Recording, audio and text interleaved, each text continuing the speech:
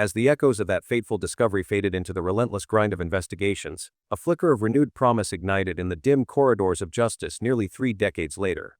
In the crisp autumn of 2025, the Colorado Bureau of Investigation embarked on a meticulous re-examination of both archived artifacts and freshly gathered traces from the Ramsey residence, deploying cutting-edge amplification techniques to tease apart microscopic residues invisible to earlier scrutiny.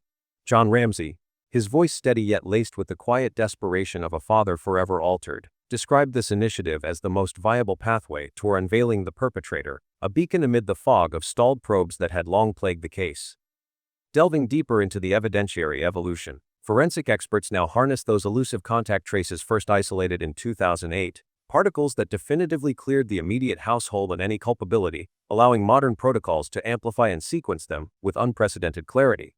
These advancements promise not just identification but linkage to vast familial networks through platforms akin to GMatch, where anonymous profiles converge like threads in a sprawling tapestry, potentially mapping the intruder's lineage back to a living suspect. Such precision transforms what was once a spectral whisper into a resounding profile, bridging the chasm between partial matches and concrete confrontation. Reflecting on the evidentiary timeline, initial assays in the late 1990s yielded frustratingly fragmented results, hampered by rudimentary extraction methods that overlooked subtle markers amid the chaos of the scene. Over the years, repeated validations faltered against bureaucratic hurdles and technological limits, yet persistent advocacy gradually shifted the paradigm, culminating in this 2025 resurgence where sensitivity thresholds have plummeted, resurrecting dormant clues from the very fibers and fluids once mocked investigators' grasp.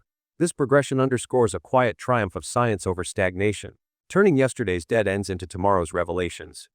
Amid this scientific renaissance, familial resolve stands as an unyielding pillar, with John Andrew Ramsey channeling his siblings' memory into tireless coordination with authorities, his efforts a testament to bonds unbroken by tragedy. Similarly, the daughter of the late Detective Lou Smith carries forward her father's intruder hypothesis with forensic zeal, sifting through records and rallying public support, their combined persistence a human counterpoint to the cold machinery of labs. Together, they embody the raw endurance that refuses to let the case dissolve into obscurity, weaving personal grief into the fabric of pursuit. On a broader canvas, the ascent of ancestral tracing has already dismantled enigmas like the Golden State Killer, where a single genetic breadcrumb unraveled decades of terror through collaborative databases and ethical mappings. This methodology's track record invites speculation on whether JonBenet's shadow will soon yield to light, as similar strategies probe her unresolved fate.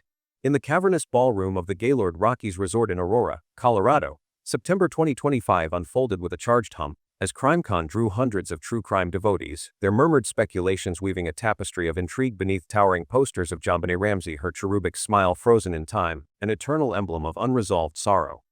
John Ramsey, now 81, stood before a riveted crowd, his weathered frame carrying the weight of decades, yet his eyes burned with a resolute fire as he spoke to reporter Nate Eaton, his voice but unwavering. Which is the federal database from 1997, unidentified male DNA, but it's 15 markers. And that's at the time, it was the only thing we had, but it's like, okay, do you match that? Nope. Okay, next. Do you match that? Well, there's 6 billion people in the world. We got to go through all of them. This allows you to do a family tree investigation, and it's huge. And it solved a lot of old cold cases using that approach. And so, to me, that's the silver bullet. And we're seeing that all the time now. Yeah. These old cases being solved. It's a no-brainer. The air crackled with anticipation, attendees clutching notebooks, their faces a mosaic of empathy and obsession, as John's words stirred hope that the long-dormant truth might finally emerge from the shadows. Sign the petition for Colorado Homicide Victims' Right Act. As the echoes of that fateful discovery faded into the relentless grind of investigations, a flicker of renewed promise ignited in the dim corridors of justice nearly 3 decades later. In the crisp autumn of 2025, the Colorado Bureau of Investigation embarked on a meticulous re-examination of both archived artifacts and freshly gathered traces from the Ramsey residence, deploying cutting-edge amplification techniques to tease apart microscopic residues invisible to earlier scrutiny. John Ramsey, his voice steady yet laced with the quiet desperation of a father forever altered, described this initiative as the most viable pathway toward unveiling the perpetrator, a beacon amid the fog of stalled probes that had long plagued the case. Delving deeper into the evidentiary evolution, forensic experts now harness those elusive contact traces first isolated in 2008, particles that definitively cleared the immediate household of any culpability, allowing modern protocols to amplify and sequence them with unprecedented clarity. These advancements promise not just identification but linkage to vast familial networks through platforms akin to GEDmatch, where anonymous profiles converge like threads in a sprawling tapestry, potentially mapping the intruder's lineage back to a living suspect. In the dim-lit expanse of a Boulder basement, where dust motes danced like forgotten suspects in slivers of winter light, a child's broken form lay curled beneath a threadbare blanket, her once vibrant curls matted against the pallor of final repose, a silent accusation etched in the faint bruises blooming across her neck from the cruel twist of improvised restraint fashioned from househo and splintered wood. This fragment, pulled from the crime scene's chaotic mosaic, whispers of an unseen hand that slipped through the night, leaving behind microscopic flecks of foreign skin cells on her undergarments, traces that, under 2008's sharpened forensic lens, severed the tether of familial blame, pointing instead to an outsider's fleeting grasp. Yet, as investigators sifted through the detritus, a glaring void emerged. The basement window's shattered pane, its edges smeared with undisturbed grime suggesting no hasty breach, vanished into evidentiary limbo alongside the family's private flight logs and unexamined guest registries from holiday gatherings. Fragments that might have mapped a path for the phantom who penned a rambling extortion demand in ink borrowed from the very notepad on the kitchen stairs. These absences form jagged edges in the puzzle, forcing one to question whether bureaucratic oversights or deliberate erasures buried leads that could have traced the intruder's bootprints through fresh snow, untouched by morning patrols. Shifting focus to the human voices that clashed like discordant notes in a fractured symphony, Patsy's initial plea to authorities crackled with urgency over the emergency line, her words tumbling in a haze of maternal terror about an abduction that never truly unfolded, only to waver later under scrutiny when recollections of bedtime rituals blurred. Had the girl savored a late-night bowl of fruit in the dim kitchen glow, or slipped straight into slumber as claimed? While John's composed demeanor during the frantic search masked a tremor in his directives to friends scouring the house, his later admission of staging the body for a tender farewell clashing with timelines that pinned the discovery hours after dawn. These inconsistencies, dissected in grand jury transcripts from 1999, paint not malice but the fog of shock, where memory fractures under grief's weight, compelling the reader to align them against the ransom script's oddly precise dollar figure mirroring John's recent windfall, a detail that fuels whispers of internal discord yet crumbles against alibis corroborated by neighbors' quiet holiday toasts. Layering atop these verbal fissures, shadows of potential concealment loom in the periphery, where early police fixation on parental guilt fueled by the scene's lax perimeter, allowing friends to trample fragile fibers, bred theories recover to shield a sibling's accidental outburst turned tragic, or a mother's unraveling rage over bedwetting mishaps, speculations amplified by tabloid frenzy that branded the Ramseys as architects of their own nightmare. Yet, forensic rebuttals dismantle these veils. The unidentified genetic markers on multiple garments, unmixed with household profiles, defy notions of staged domestic fallout, while the garret's untested wooden grip, harboring potential skin residues from its crude assembly, hints at an external rage imported into the home's sanctity, a theory bolstered by Lou Smith's dogged pursuit of entry points like the unlatched wine cellar door, his legacy now echoed in advocates decrying the department's tunnel vision as a self-inflicted blindfold. Such conjectures, pieced from leaked affidavits and dismissed indictments, invite the assembler to weigh them as distortions born of haste, not truth, revealing a narrative warped by institutional prejudice that vilified innocence in pursuit of closure. At the mosaic's hopeful core glimmers a revitalized edge, forged in the sterile hum of 2025 laboratories where the Colorado Bureau of Investigation reanimates dormant samples, the garret's fibrous knots, long-ignored splinters embedded in tender flesh, and faded touch residues from long johns through amplified sequencing that teases full profiles from picograms once deemed futile. John Ramsey, his features etched deeper by time's relentless chisel, champions this genetic cartography as the bridge to ancestry databases teeming with familial echoes, mirroring triumphs that felled serial phantoms like the Golden State Predator, transforming abstract markers into named reckonings. This luminous piece slots into the gaps, illuminating paths from 1990s crude assays that yielded mere silhouettes to today's helix unraveling precision, offering the family a unit once shackled as culprits, their lives dissected in media inquisitions and grand jury shadows redemption as stewards of a stalled pursuit, their advocacy against systemic lapses a poignant pivot from pariahs to paragons of perseverance. After 29 years, this unfinished tenor stands as a stark emblem of judicial frailty, where the Ramsey's Odyssey from scorned suspects hounded by flawed probes that prioritized hunch over helix to emblematic casualties of procedural pitfalls underscores a broader lament for young lives eclipsed by adult failings, their unyielding quest of fragile thread stitching injustice's frayed seams. Beneath the relentless glare of camera flashes that pierced the frost-kissed windows of the Ramsey home like accusatory spotlights in a dimly lit interrogation room, a 6-year-old girl's effervescent spirit once captured in sequined gowns and triumphant twirls under stage lights morphed into a grotesque caricature. Her innocent sparkle twisted by voracious headlines into a symbol of premature allure that ignited public revulsion and morbid fixation. JonBenét, with her platinum-tinted ringlets and practiced curtsies honed in dimly lit community halls where mothers like Patsy exchanged tips on glitter application amid the hum of hair dryers, embodied not just a fleeting hobby but a cultural lightning rod. Her brief forays into competitive displays amplified by networks that looped footage of her saxophone solos and crown presentations, framing her as a pint-sized provocateur whose very existence invited speculation about overzealous parenting in an era when child competitions teetered on the edge of societal unease.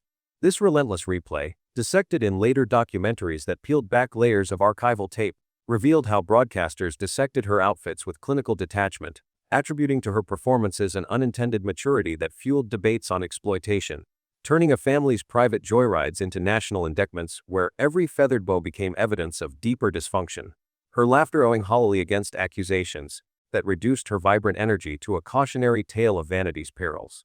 As the narrative unfurled across evening broadcasts and tabloid spreads, the Ramsey household ensconced in Boulder's affluent enclaves with John's executive salary funding spacious retreats and holiday extravagances emerged as a convenient villain in this unfolding drama, their material comforts cast as harbingers of moral decay that bred tragedy within gilded walls. Societal whispers, amplified through op columns and talk show panels, where pundits in crisp suits pontificated on class divides, painted the parents as elitist enablers whose wealth insulated them from ordinary scrutiny, implying that opulent lifestyles and pageant indulgences masked a brittle facade prone to implosion, a bias that seeped into public consciousness like ink on newsprint, fostering enduring stereotypes where affluence equated to culpability and grief appeared performative under the weight of privilege. This emotional toll, etched in the hollowed gazes of family portraits taken post-loss, underscored a profound societal fracture, where empathy eroded against envy, transforming a bereaved unit into archetypes of detached aristocracy, whose pleas for privacy dissolved in the acid of armchair jurisprudence, leaving scars that outlasted the initial shockwaves and reshaped perceptions of innocence intertwined with inheritance. Compounding this visceral backlash, the machinery of law enforcement ground to a halt in those early, chaotic hours. With Boulder's officers overwhelmed by a holiday influx of amateur sleuths trampling through unsecured doorways failing to cordon off the labyrinthine residence where pivotal fibers clung to baseboards and latent prints smudged under hurried footsteps, a cascade of procedural lapses that ballooned into years of stagnation amid internal squabbles and resource drains. Critics from forensic consultants poring over leaked reports to advocacy groups dissecting timelines in shadowed conference rooms, lambasted the department's tunnel vision pursuit of parental threads over broader intruder vectors, citing delayed interviews that allowed memories to ossify and untested residues to degrade in storage vaults. Each missed deadline a silent betrayal that prolonged the family's limbo in a purgatory of unanswered summonses and evidentiary voids. This inertia, laid bare in subsequent audits that highlighted jurisdictional silos and evidentiary mishandling, not only eroded trust in institutional guardians, but amplified the raw anguish of survivors navigating a system that prioritized protocol over propulsion, turning potential breakthroughs into bureaucratic mirages.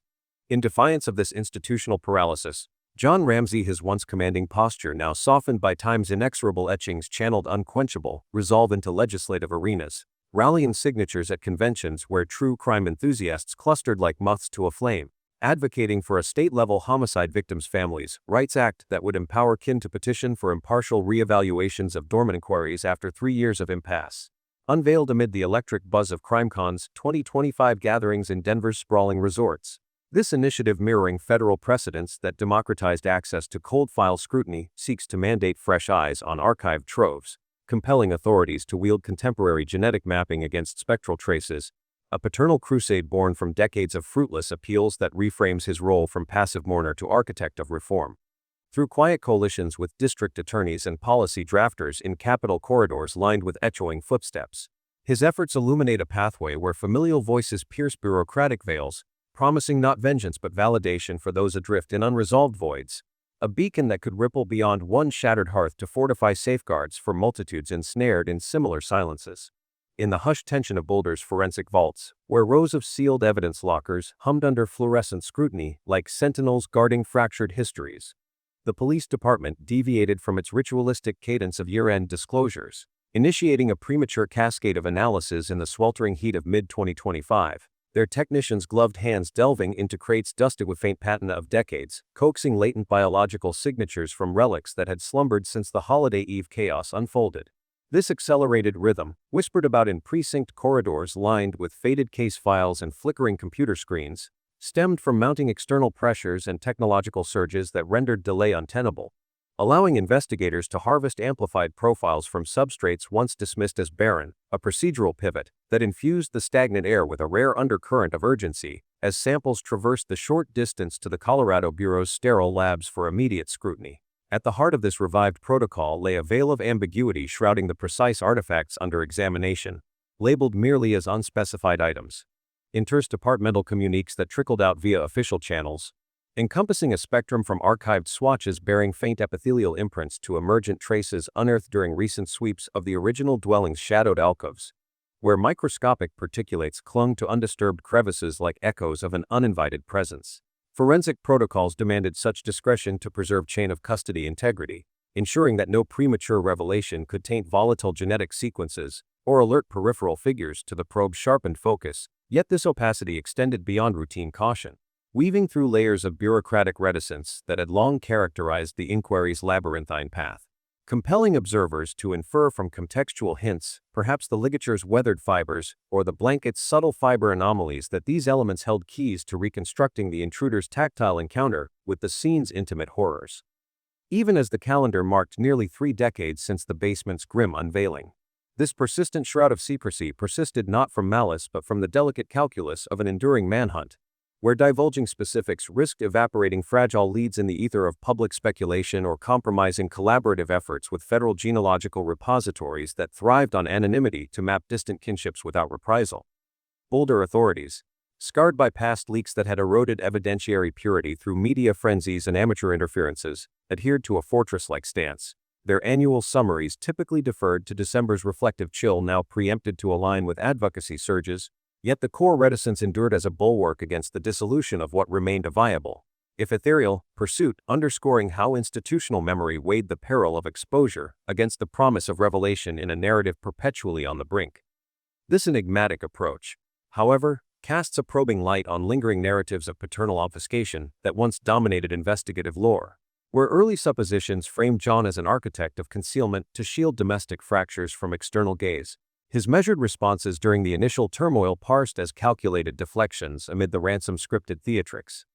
Contemporary genetic scrutiny, poised to dissect those extraneous markers with granular precision, challenges such constructs by affirming an external origin unentwined from household dynamics, potentially dismantling the edifice of doubt brick by forensic brick and repositioning the patriarch not as evader, but as enduring sentinel against misattributions tide. Will these emergent biological blueprints finally dismantle the vestiges of suspicion encircling John's legacy, or shall the enigma of withheld details prolong the twilight of ambiguity for yet another season? As the sterile glow of 2025's genetic probes dims into the rearview of memory, the narrative recoils to that frantic dawn of December 20, 1996, where the Ramsey residence, once a bastion of festive warmth with garlands draped over banisters, and the faint scent of pine lingering in alcoves, transformed into a labyrinth of overlooked shadows, its corridors unwittingly harboring voids that would haunt forensic reconstructions for generations. In those initial, pulse-racing hours as officers navigated the sprawling layout with flashlights carving erratic paths through unlit rooms, pivotal artifacts slipped from grasp like whispers in a storm, their absence carving cavernous gaps in the evidentiary framework that no amount of later advocacy could fully mend. Foremost among these spectral lacunae loomed the contents of JonBenet's second-floor chamber, where investigators, treating the unfolding drama as a mere abduction rather than a nascent slaughter, confined their safeguards to that single space alone, permitting a tide of well-meaning visitors, clergy murmuring consolations, advocates bearing casseroles, friends pacing with anxious whispers to flood the lower levels unchecked, their shoes grinding unseen particulates into carpets, and unwittingly displacing fibers from door jambs or window ledges that might have borne the intruder's surreptitious tread. This unchecked ingress, documented in contemporaneous logs that capture the minister's hurried footsteps echoing against hardwood, eroded potential biological imprints from surfaces like the kitchen counter's abandoned fruit bowl or the spiral staircase's notepad cradle, relics whose subtle residues could have anchored timelines and origins in ways that eluded the era's nascent swab techniques.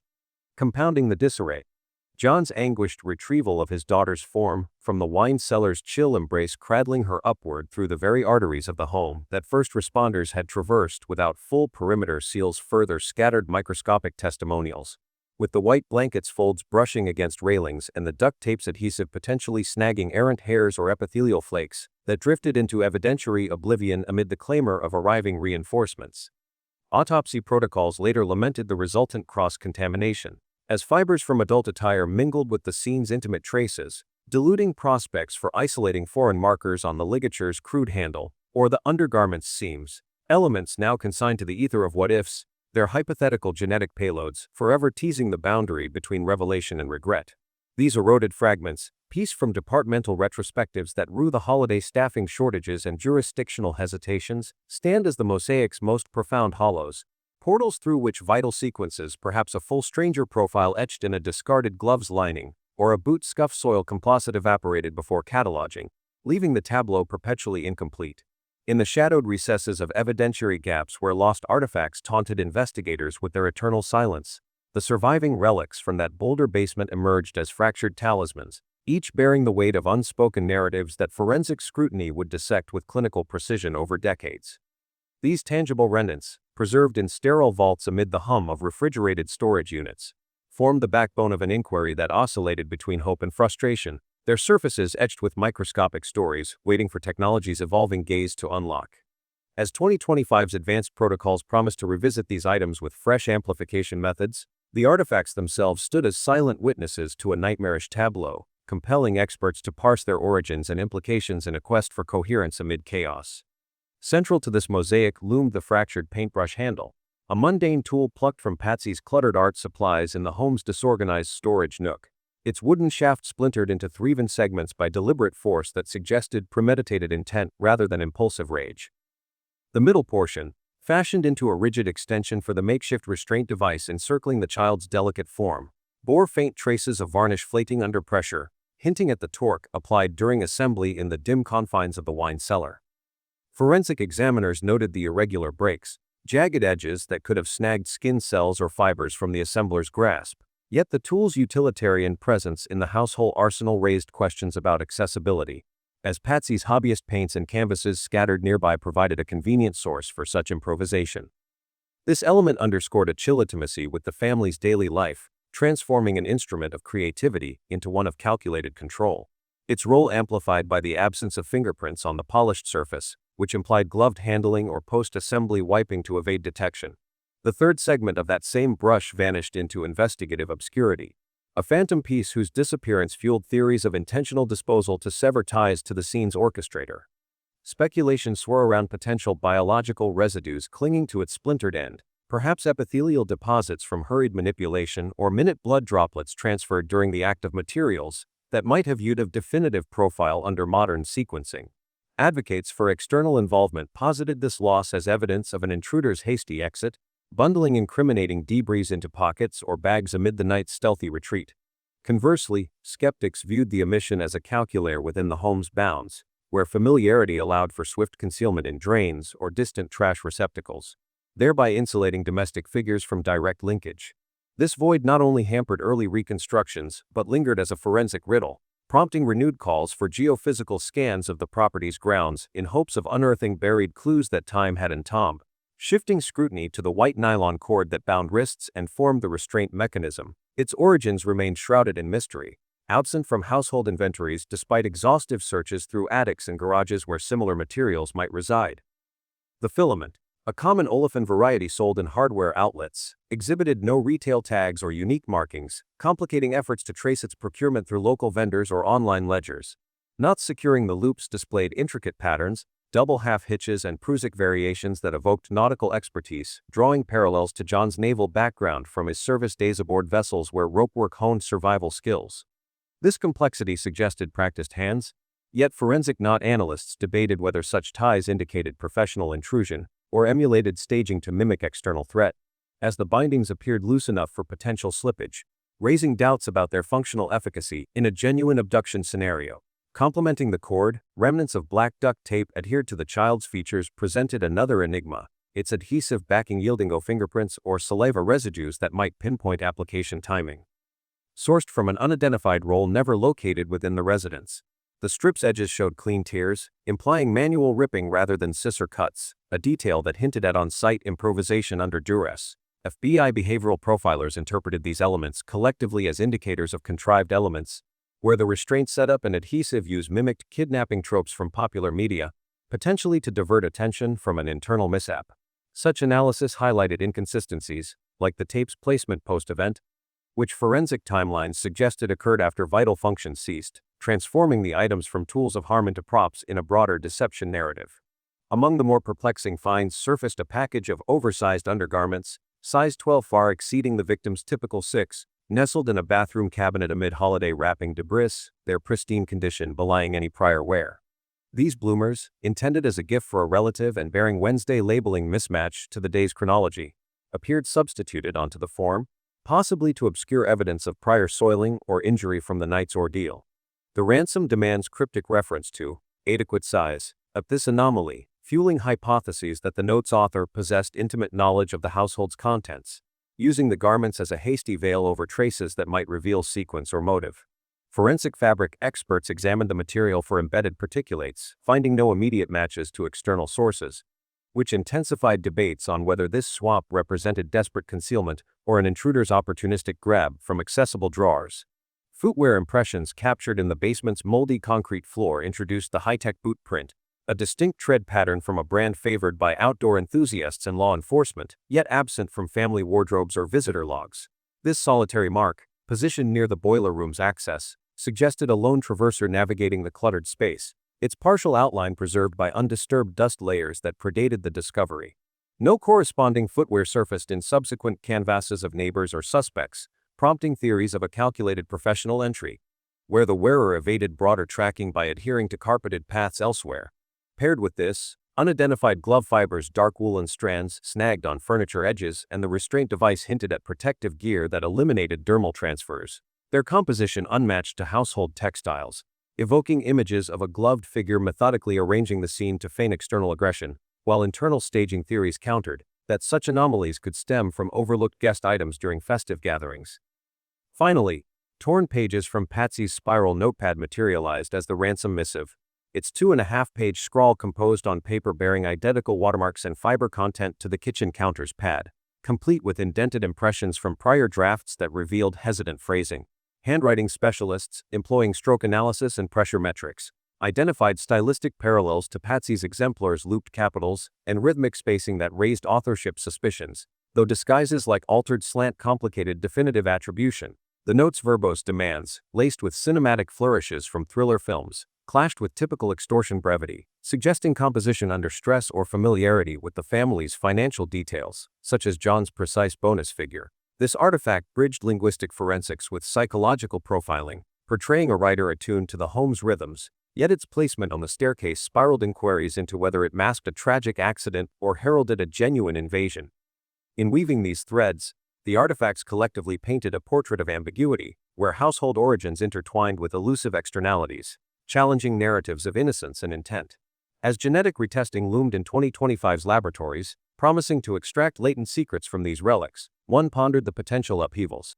In the veiled intervals of that fateful morning, as the Ramsey household pulsed with the raw disarray of discovery, John navigated unaccounted pockets of time amid the haze of arriving authorities.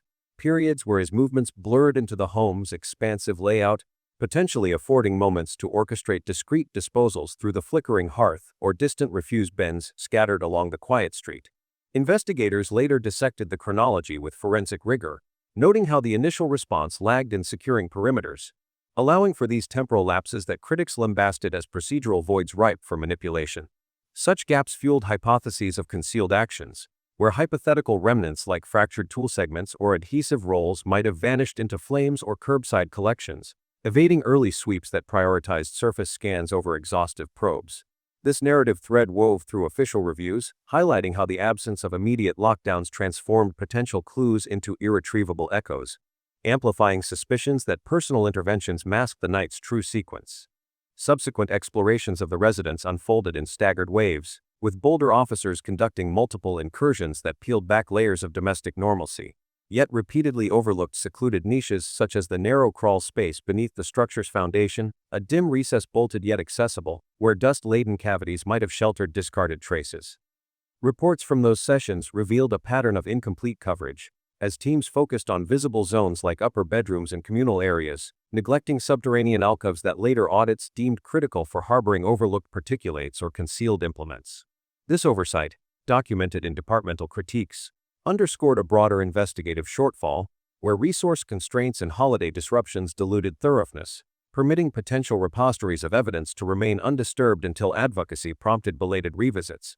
The crawl space's untapped potential lingered as a symbol of missed opportunities, inviting reflections on what buried artifacts might have surfaced with earlier diligence. Divergent expert perspectives further illuminated these shadows, with former detective Steve Thomas advocating a scenario of familial orchestration, positing that the scene's arranged elements, such as the scripted demand letter and restraint apparatus, reflected an internal effort to redirect scrutiny from an unintended incident within the home. His resignation stemmed from frustrations over prosecutorial hesitance, leading to publications that detailed theories of accidental harm followed by deliberate reconfiguration to simulate an external threat. In contrast, seasoned investigator Lou Smith championed an outside perpetrator's involvement, citing unmatched materials like the binding cord and adhesive strip as indicators of importation, his analysis emphasizing entry points and foreign genetic markers that defied household origins. These opposing lenses, drawn from years of case immersion, clashed in public forums, each bolstering factions in the ongoing debate while underscoring the inquiry's polarized core. By mid-2025, renewed laboratory efforts targeted unspecified relics, potentially encompassing the restraint device or sealing tape, aiming to unearth elusive origins through enhanced genetic mapping that could link fibers or residues to external sources long presumed vanished. John voiced optimism amid these developments. Yet the process's opacity raised queries about whether such examinations might finally pinpoint the missing provenance of these items, bridging decades-old gaps. In the quiet aftermath of those spectral absences that perpetuated familial anguish, foreign genetic markers emerged from the remaining artifacts like faint beacons cutting through investigative fog, their profiles definitively distancing the household from the act's intimate mechanics. Laboratories in 2008 first amplified these elusive traces on undergarments and restraint materials, sequences that bore no kinship to her sibling lineages, reshaping narratives from internal betrayal to external violation.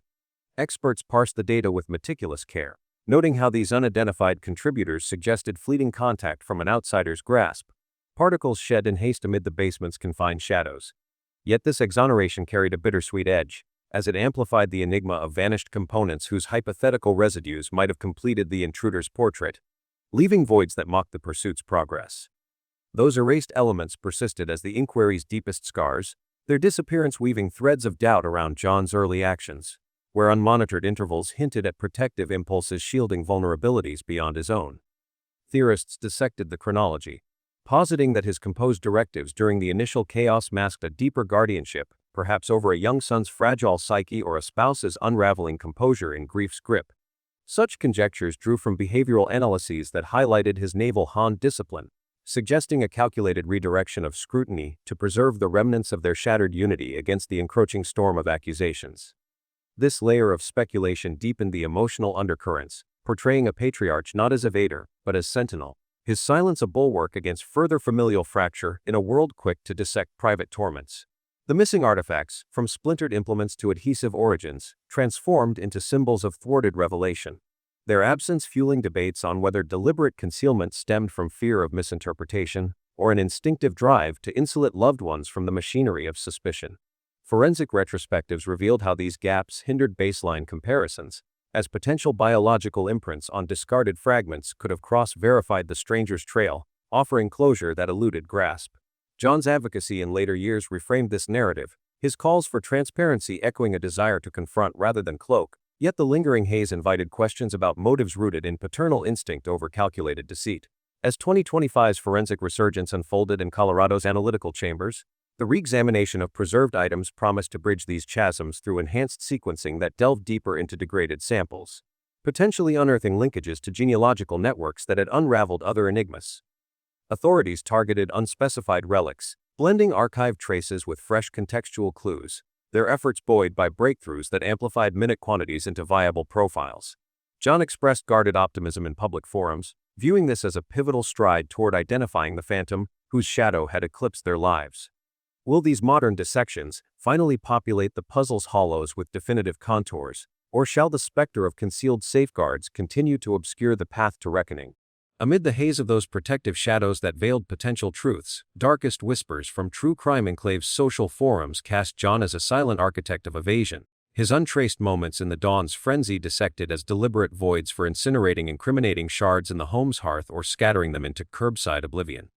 Users pore over timelines, noting his naval poise amid chaos as a mask for shielding familial fractures from prying probes. Experts like forensic pathologist Cyril Weka this gloom, analyzing the ransom script as John's disguised hand, a paternal ploy to bury accidental origins beneath intruder illusions. These spectral accusations linger like smoke from unseen fires. Will 2025's revelations exorcise them, or deepen the abyss? In the depths of that deepening abyss, where community whispers morphed into structured accusations against John's veiled maneuvers, core conjectures emerged from the evidentiary haze, each one dissecting the family's inner dynamics with forensic precision while stirring waves of public empathy and revulsion. These theories, born from inconsistencies in timelines and overlooked traces, painted portraits of hidden motives that extended beyond mere concealment, challenging the narrative of an unknown trespasser. They invited observers to reassemble the night's fragments into alternate realities, where domestic harmony concealed fractures capable of shattering lives. This exploration delved into the heart of speculation, revealing how small details amplified into grand narratives of deception and desperation. One prominent hypothesis centered on Burke, the 9-year-old sibling whose presence that evening loomed large in armchair analysis. Proponents argued he might have inflicted unintentional harm during a late-night squabble, perhaps over a shared snack in the kitchen's dim glow. Autopsy findings revealed undigested fruit remnants in the victim's system, mirroring a bowl left on the counter with his prints etched into the ceramic surface. This match suggested a sequence of events unfolding after bedtime claims, where youthful impulsivity escalated into tragedy. Advocates of this view posited that parental intervention followed swiftly, transforming an accident into a fabricated scenario to shield the remaining child from legal repercussions. Further bolstering this angle, John's directive during the search party hours later drew scrutiny. He ventured into the lower level alone, emerging with the bundled form in his arms after authorities had overlooked the space earlier. Critics interpreted this as orchestrated timing, allowing for adjustments to the scene before official eyes descended. The theory gained traction through media dissections, portraying a household united in preservation, where love twisted into elaborate misdirection. It evoked images of a brother forever altered, his childhood eclipsed by unspoken burdens that reshaped family interactions in the years that followed. Amid the haze of those protective shadows that veiled potential truths, darkest whispers from true crime enclave's social forums cast John as a silent architect of evasion, his untraced moments in the dawn's frenzy dissected as deliberate voids for incinerating incriminating shards in the home's hearth or scattering them into curbside oblivion. Users pore over timelines, noting his naval poise amid chaos as a mask for shielding familial fractures from prying probes. Experts like forensic pathologist Cyril Weka this gloom, analyzing the ransom script as John's disguised hand, a paternal ploy to bury accidental origins beneath intruder illusions. These spectral accusations linger like smoke from unseen fires. Will 2025's revelations exorcise them, or deepen the abyss? In the depths of that deepening abyss where community whispers morphed into structured accusations against John's veiled maneuvers, core conjectures emerged from the evidentiary haze, each one dissecting the family's inner dynamics with forensic precision while stirring waves of public empathy and revulsion. These theories, born from inconsistencies in timelines and overlooked traces, painted portraits of hidden motives that extended beyond mere concealment, challenging the narrative of an unknown trespasser. They invited observers to reassemble the night's fragments into alternate realities, where domestic harmony concealed fractures capable of shattering lives. This exploration delved into the heart of speculation, revealing how small details amplified into grand narratives of deception and desperation. One prominent hypothesis centered on Burke, the 9-year-old sibling whose presence that evening loomed large in armchair analysis. Proponents argued he might have inflicted unintentional harm during a late-night squabble, perhaps over a shared snack in the kitchen's dim glow. Autopsy findings revealed undigested fruit remnants in the victim's system, mirroring a bowl left on the counter with his prints etched into the ceramic surface. This match suggested a sequence of events unfolding after bedtime claims, where youthful impulsivity escalated into tragedy. Advocates of this view posited that parental intervention followed swiftly, transforming an accident into a fabricated scenario to shield the remaining child from legal repercussions. Further bolstering this angle, John's directive during the search party hours later drew scrutiny. He ventured into the lower level alone, emerging with the bundled form in his arms after authorities had overlooked the space earlier. Critics interpreted this as orchestrated timing, allowing for adjustments to the scene before official eyes descended. The theory gained traction through media dissections, portraying a household united in preservation, where love twisted into elaborate misdirection. It evoked images of a brother forever altered, his childhood eclipsed by unspoken burdens that reshaped family interactions in the years that followed. Shifting to another layer of darkness, examinations of the remains uncovered indications of prior intimate intrusions, marks that forensic pathologists linked to repeated invade in a singular event. These subtle tissue changes, documented in medical reports with clinical detachment, hinted at a pattern extending before that holiday night. Skeptics tied this to internal circles, questioning whether close relatives harbored that festered in silence. The grandfather's name surfaced in hushed discussions, his past affiliations scrutinized for any ties to exploitative networks that preyed on vulnerability. Compounding this thread, a local Randy Simons entered the speculative fray. Known for documenting pageant moments with his lens trained on young participants, his erratic behavior post-incident, including frantic calls and sudden relocations, ignited theories of involvement in broader rings. Investigators probed his connections, uncovering communications that blurred professional boundaries. This angle transformed the case into a web of potential accomplices, where photographic sessions masked deeper exploitations. It stirred profound sorrow for the lost potential of innocence, framing the tragedy as part of a systemic failure to protect the fragile. Turning to elements of contrived presentation, another conjecture focused on collaborative efforts to alter the scene, with John at the helm shielding acquaintances from exposure. Bill McReynolds, the festive figure who donned red suits for holiday gatherings, drew attention due to his prior interactions with the family. His own daughter's distant ordeal mirrored aspects of the event, prompting questions about shared knowledge or unintended slips. Theorists suggested paternal loyalty extended to this external ally, perhaps concealing a botched visit turned catastrophic through misjudged intentions. Beyond personal ties, financial undercurrents surfaced in these narratives. Interviews granted in the aftermath, yielding monetary gains amid public fascination, raised eyebrows about motives intertwined with economic pressures. Some posited that staging elements like the elaborate written demanding corporate bonus figures served to prolong intrigue, ensuring sustained media payouts. This perspective cast the family as navigators of grief's commodification, where sorrow intersected with survival instincts in a society hungry for sensational details. It highlighted the emotional toll of such accusations, eroding trust in genuine mourning. Among additional frameworks, attention turned to the restraint mechanism's intricate bindings, where legal advisor Hal Haddon, in recent dialogues, hinted at untapped potential within those fibers. His 2025 commentary emphasized how advanced methods might extract profiles from the knots themselves, potentially identifying a contributor overlooked in prior eras. This suggestion bridged past oversights with future possibilities, reframing lost opportunities as redeemable through innovation.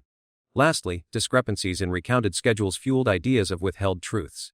Early statements clashed with neighbor observations of lights flickering at odd hours, suggesting adjustments to align narratives.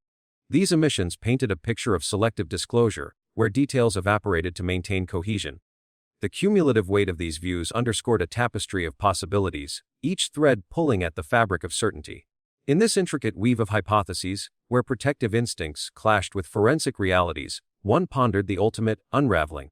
Might the ongoing genetic pursuits in 2025 finally illuminate the concealed corners, or will these conjectures endure as eternal shadows over a family's fractured legacy? Beneath the flickering scrutiny of interrogation lamps that cast elongated shadows across sweat-beaded brows, John's initial polygraph cleared him of direct involvement in the cranial trauma and ligature compression inflicted upon his daughter. Yet subtle shifts in his recounted sequences emerged during follow-up sessions. He altered details about the night's final exchanges.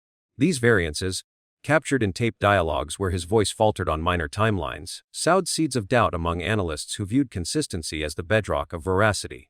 Such discrepancies painted a portrait of selective recall under pressure. They hinted at protective omissions rather than outright fabrication. FBI profiler Greg McCrary dissected the extortion script with behavioral acuity. He labeled it an artifice. The verbose prose deviated from authentic demands. Typical notes remained terse and mechanical. This one meandered with dramatic flair. It echoed cinematic tropes more than criminal urgency. McCrary's assessment, drawn from patterns in hundreds of cases, underscored staging hallmarks. The precise financial figure mirrored John's corporate windfall. It suggested intimate knowledge, yet external origins clashed with the paper's household provenance. Social Network 2025 buzzed with fervent exchanges on emergent genetic tools. Users dissected how amplified sequencing might dismantle the sibling culpability narrative. Posts highlighted potential matches to non-familial profiles. They speculated on exonerating the household fully. One thread amassed reclies enclosure through ancestry linkages. Enthusiasts debated BDI's fragility against fresh data.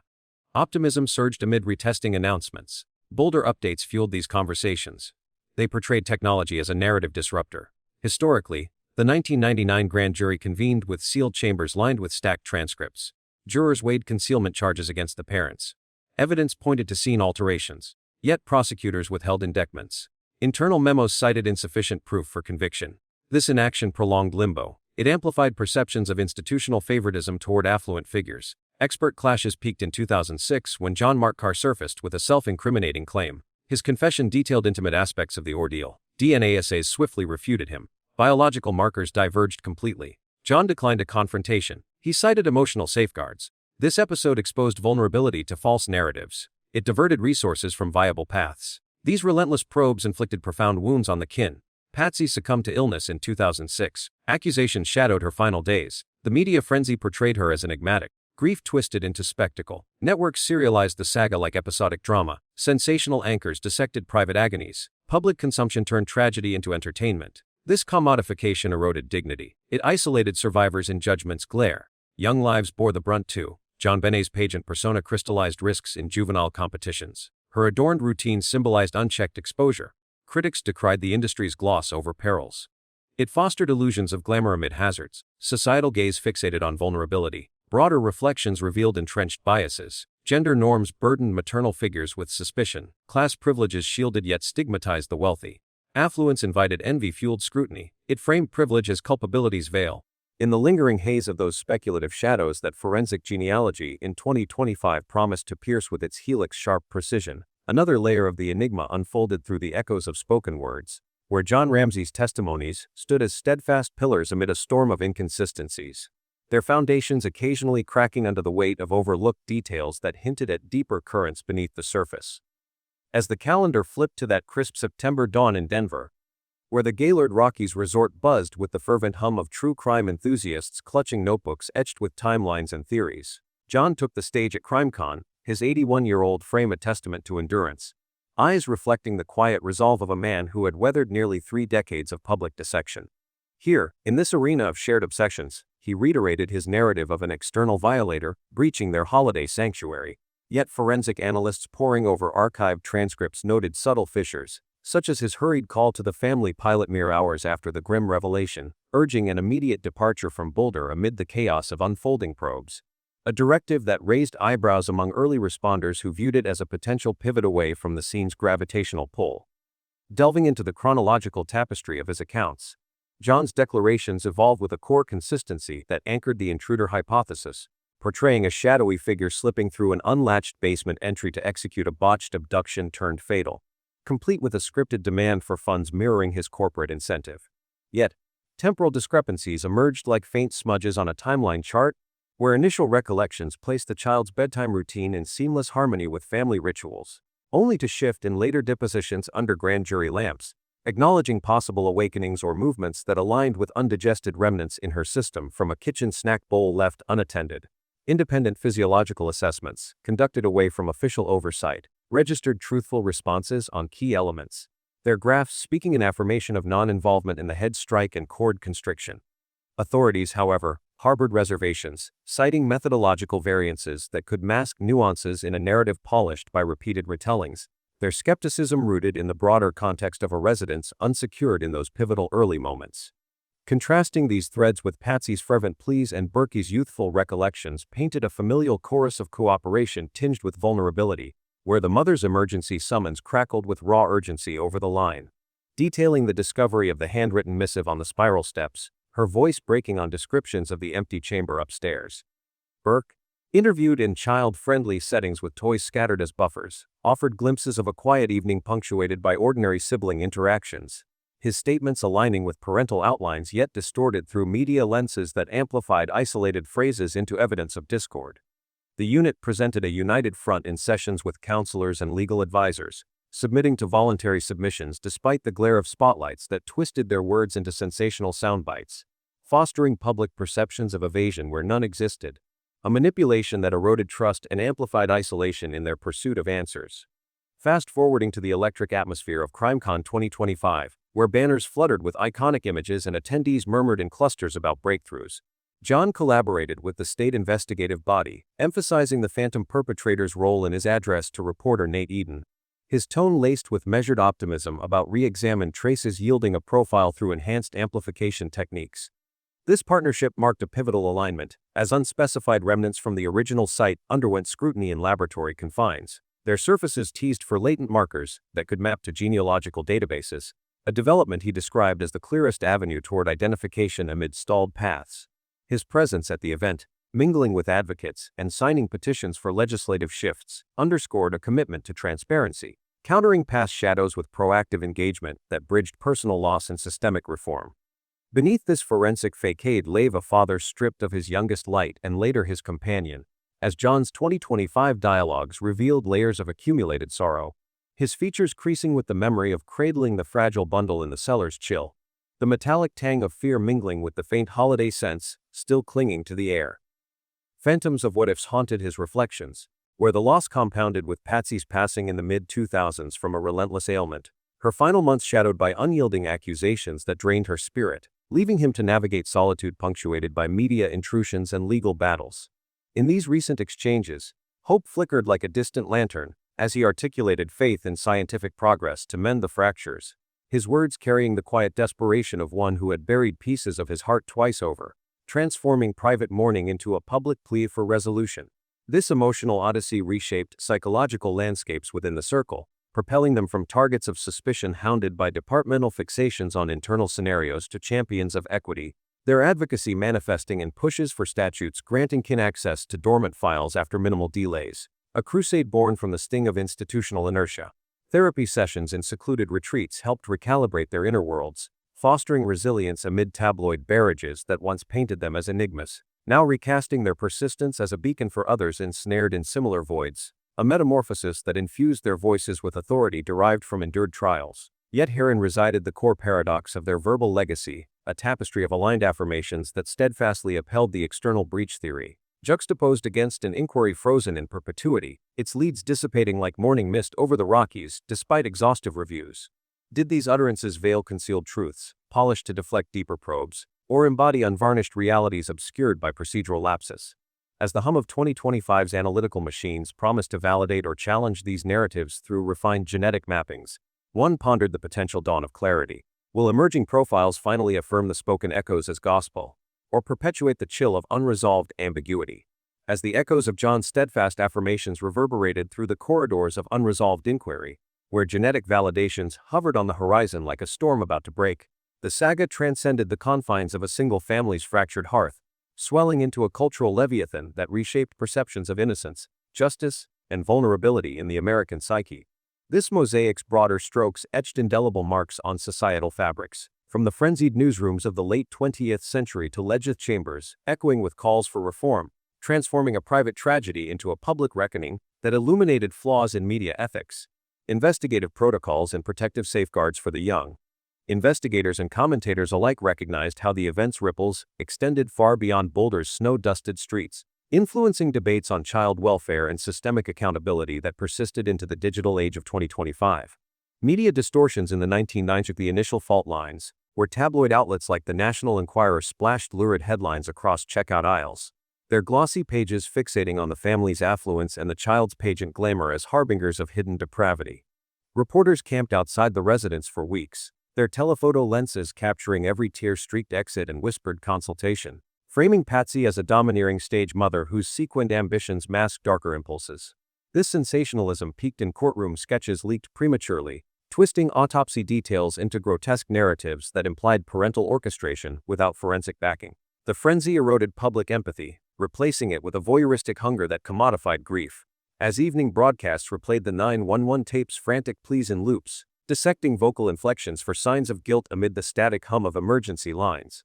Institutional shortcomings amplified these distortions, with bolder authorities mired in procedural quagmires from the outset, their holiday-stretched resources leading to unsecured perimeters where civilian footprints contaminated potential traces on stair risers and door frames. Early leads, such as unvetted visitor logs from festive gatherings, languished in understaffed file drawers, while interagency rivalries stalled collaborations that might have mapped the unidentified markers sooner. Critiques from oversight boards highlighted how initial biases toward household involvement diverted attention from external vectors, like the basement's unalarmed access points, prolonging a stasis that bred cynicism toward law enforcement's efficacy. This inertia not only stalled progress but eroded communal faith, as families nationwide questioned whether similar oversights shadowed their own unresolved pleas. From these ashes rose a legislative legacy, where John's tireless advocacy catalyzed shifts in cold case handling, culminating in petitions for a Colorado statute mirroring federal precedents to empower kin in demanding independent audits after 3 years of dormancy.